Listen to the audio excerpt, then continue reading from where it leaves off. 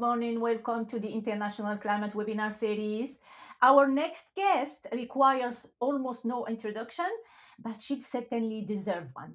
Dr. Carole Nakhle is the CEO of Crystol Energy, one of the world's leading voice in the energy economics, governance, and geopolitics.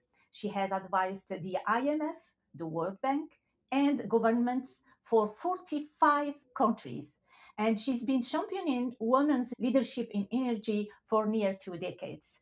Today, she joins us for this series of ICWS Industry Blitz, 10 minutes straight to the point to help us cut through the noise on what Africa needs for green transition post COP30.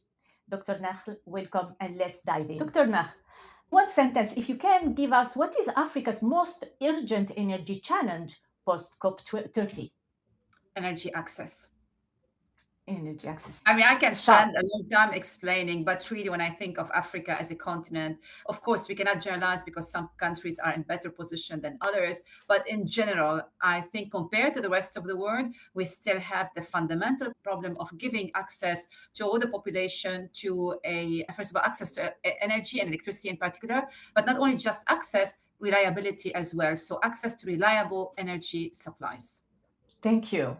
Talking about Africa and COP30, what is the single biggest obstacle climate finance from actually reaching African projects on the ground in reality? I mean, look, when it comes to obstacles, it's never one factor. It's a cocktail of different factors. But if I were to put it bluntly, I would say, because finance will go to where the most important opportunities are and where you have the best balance of risk and reward. And in that respect, when I look at that balance, and I think not just in terms of obstacles on global markets or constraints of financing, but I look at what is the obstacle that governments can control and can tackle to facilitate, to remove at least one obstacle. And that's where I think that in many cases in Africa, the main obstacle that governments can address immediately and more easily than other factors is the policy environment, the investment climate, terms offered. I'm not talking about low tax rates or incentives, but simple clear system, a resilient system, stable, predictable. These are things that governments in Africa can deliver to investors, and that by itself will enhance the attractiveness of the region for climate finance. Thank you, Dr. Talking about, you cited balance. Do you think that fossil fuel revenues versus green transition urgency for Africa, is that a contradiction or rather an opportunity? Look, I like to be pragmatic and not idealistic. I mean, it's good to have an ideal word, but we have to also look at the reality. It's easy for me to sit here in London where I have 24 hours supplies of electricity. I don't have to worry about whether I find fuel to fill my car. I don't have to ever want to fly. I just go and book my flight straight away online. So I cannot sit in this place and then preach African countries about the need to ditch their most precious resources in the name of saving the climate. I'm not saying that saving the climate is not important, but this is where I'd like to look at oil and gas revenues as an opportunity and not as a contradiction to pursuing green agenda. Because let's face it, Africa is very rich in oil and gas resources. Not everywhere those resources have been exploited properly or in accordance to good governance. But they can be a good opportunity for governments to use those revenues and invest them to accelerate the energy transition towards a cleaner, greener future.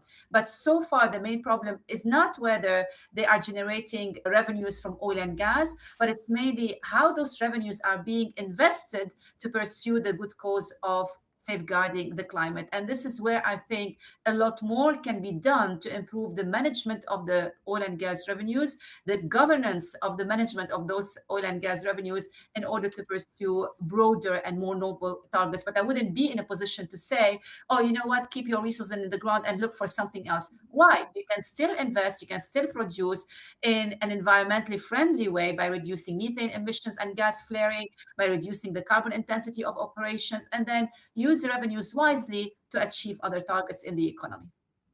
I want to jump to my other question.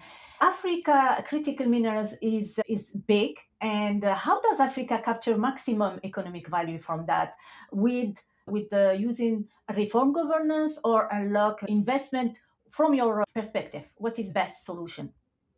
Actually, the energy transition can bring a massive opportunity to Africa, not in terms of reducing their carbon footprint or saving the climate, but because Africa is so rich in these minerals and metals that are needed to fuel the energy transition.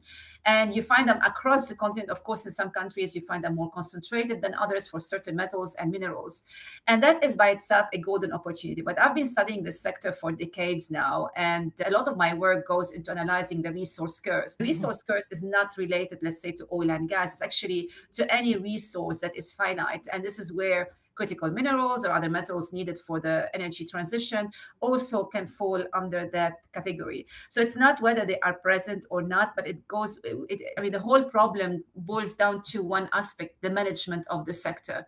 So if we are just going to pursue the old-fashioned way that has proven to be detrimental in many countries to manage those critical minerals and the sector, then I don't think there is much value that can be created. But if we learn the lessons from the past, and the mistakes of poor management and poor governance of the sector, then I think there's, again, a fantastic opportunity for African nations to seize today and then take advantage not only of having a greener future, but also of improving their economies and the economic performance and the standard of living for all their population.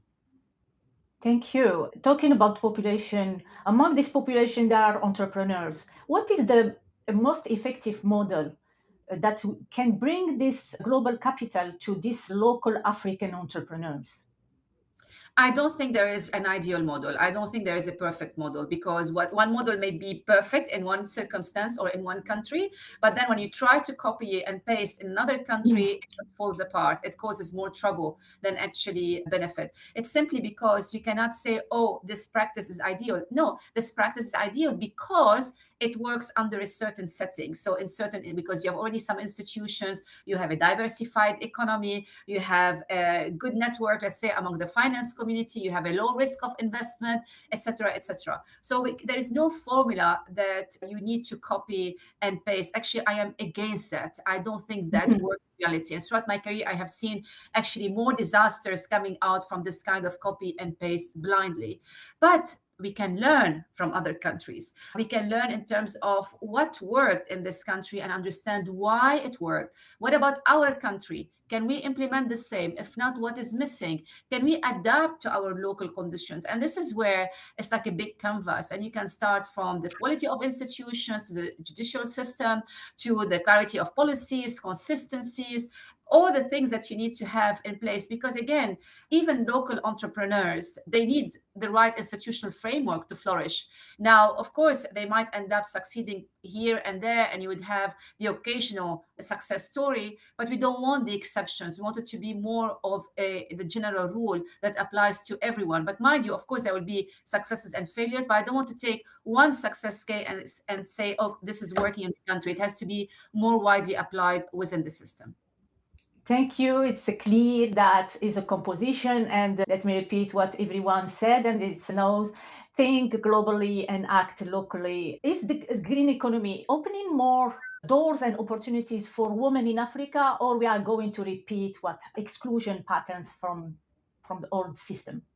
I don't see why any sector, especially in energy, needs to be less diverse in terms of gender representation. Really, I never understood this logic when I teach, in addition to my full-time job at Crystol Energy, but when I teach at universities, I don't see any difference in the capabilities and the ambition and the curiosity or the skill between, let's say, men and women. I think the talent is there across the board. The good thing today is that the energy transition is happening at a time when there is a better knowledge and understanding and awareness of the importance of having a balanced gender representation in the sector. It's also, the energy transition is happening at a time where technology has evolved quite rapidly. I mean, we hear about digital technologies, about AI, and all these are also important factors in supporting the involvement of women in the industry. So you don't have to really think too hard about how to achieve a work-life balance, because that is being also facilitated.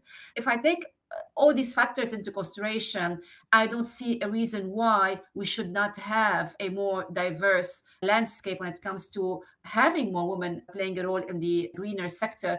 And also the reality of the sector, you can have small standalone businesses, and that by itself, this kind of flexible model that you tend to see in the greener energy sector than in conventional oil and gas sector, then that by itself also supports greater participation of women. So I am more hopeful today about having a more balanced gender representation, but I still don't understand why we never had it to start with in the conventional sector.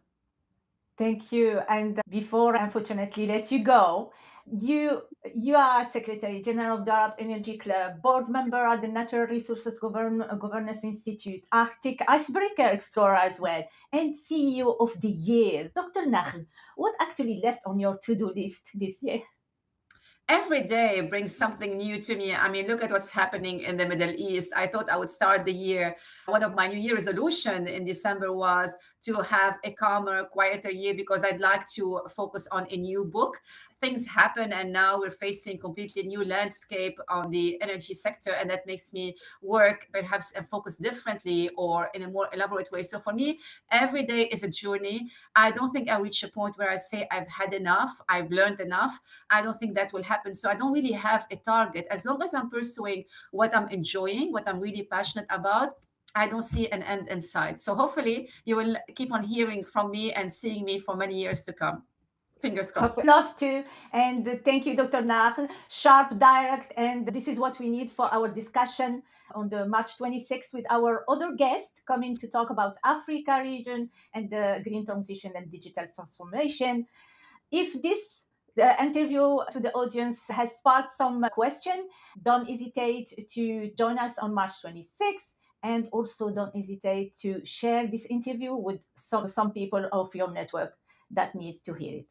Thank you, Dr. Nakhle, and see you soon. Thank you very much Take for care. having me, and all the best.